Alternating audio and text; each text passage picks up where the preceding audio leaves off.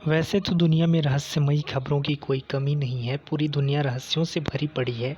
पर कुछ रहस्य ऐसे भी हैं जिनको समझ पाना असंभव ही लगता है। हम आज आपको एक ऐसी ही आश्चर्यजनक कहानी के बारे में बताने जा रहे हैं, जिसे जानकर आप हैरान हो जाएंगे। दरअसल आज से 66 साल पहले कुछ ऐसी ही रहस्यमयी घटना जापान के एक एयरपोर्ट पर घटी थी, जो आज भी एक अनसुलझी पहेली की तरह है।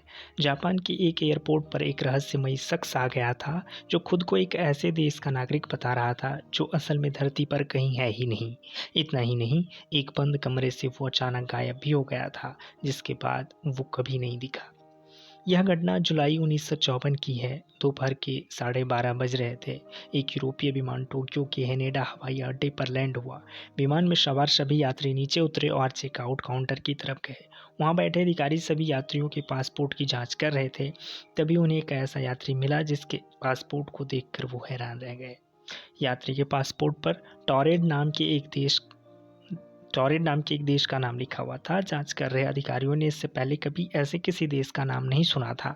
उन्हें वो यात्री संदिग्ध लगा, इसलिए उन्होंने इसकी सूचना सुरक्षा अधिकारियों को दी, जिसके बाद उस यात्री को पूछताछ के लिए अलग कमरे में ले जाया गया। अधिकारियों ने सबसे पहले तो उससे जापान आने का कारण पूछा।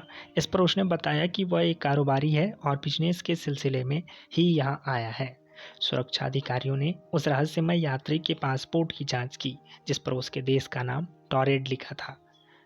उन्हें भी बड़ा आश्चर्य हुआ कि क्या सच में ऐसा कोई देश है। अधिकारियों के पूछने पर उसने बताया कि इस पासपोर्ट पर ये कोई उसकी पहली यात्रा नहीं है, बल्कि वो यूरोप के कई देशों में भी जा चुका है।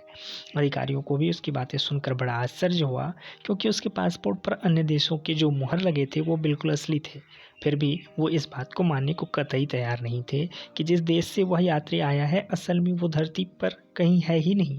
सुरक्षा अधिकारियों ने यह जानने के लिए कि टॉरेड आखिर धरती पर है कहाँ, उस यात्री को दुनिया का मैप दिखाया और पूछा कि उसका देश कहाँ है। इस पर उस यात्री ने अंडोरा नाम के देश पर उंगली रखते हुए कहा कि यहाँ उसका देश है, लेकिन उसे ये समझ नहीं आ रहा कि यहाँ टॉरेड की जगह अंडोरा क्यों लिखा हुआ है। यह सुनकर अधिकारी और भी ज़्यादा हैरान हो गए कि आखिर ये शख्स खुद को एक काल्पनिक देश का क्यों बता रहा है। लेकिन उसके पासपोर्ट, वीज़ा और अन्य दस्तावेजों को देखकर लग रहा था कि वो सच बोल रहा है। अब वो रहस्यमय यात्री सच बोल रहा है या झूठ, यह जानने का एक ही उपाय था, और वो ये कि वह कारोबार के सिलसिले में किससे मिलना आया था। अधिकारियों के पूछने पर उसने उस कंपनी का नाम बताया जहां उसे जाना था। साथ ही उस होटल के बारे में भी बताया जहां उसे ठहरना था। इसके बाद अधिकारियों ने उस कंपनी और होटल से संपर्क किया, लेकिन उन्होंने ऐसे किसी भी व्यक्ति को पहचानने से इनकार कर दिया। अब जांच अधिकारियों को लगा कि शायद ये कोई शातिर अपराधी है जो अपनी पहचान छुपा रहा है और यहाँ किसी घटना को अंजाम देने के लिए आया है। इसके बाद उन्होंने उसका सारा सामान जब्त कर लिया और पुलिस की कड़ी निगरानी में उसे एक होटल के कमरे में बंद कर दिया गया।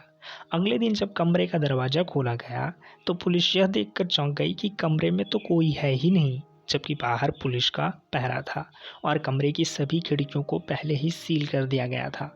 पुलिस को यह जानकर और भी ज़्यादा आश्चर्य हुआ कि एयरपोर्ट पर उसका जो पासपोर्ट, वीज़ा और अन्य कागजात जब्त किए गए थे वो भी गायब थे।